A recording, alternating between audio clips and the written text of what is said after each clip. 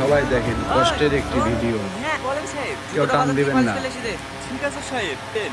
এলে চুই টুই করা দরকার নাই, 2 টাকা রেখে বাকিটা ফেরত দিয়ে দিবি। আমরা গরিব হতে পারি সাহেব, কিন্তু কারো কিছু চুরি করি না। হ্যাঁ, ভিখারির আবার সত্যতা। মিষ্টিগুলা মিষ্টি তো ভাই খাই না, ফেলি দেখা। আর শোন, যাস সময় মাকে ডেকে দিয়ে যাস। ঠিক আছে, কিছু বলছি মা? হ্যাঁ, এইখানে বসো। হ্যাঁ বল। তোমার জামাই একটা হাই রেটে টেন্ডার ধরেছে, সিকিউরিটি মানি হিসেবে 1 কোটি টাকা জমা করতে হবে। কাজে করতে পারলে 4-5 কোটি টাকা লাভ হবে। 50 লাখ টাকা মতো শর্ট পড়ছে, তুমি একটু ম্যানেজ করে দাও না মা। এত টাকা আমি কোথায় পাবো?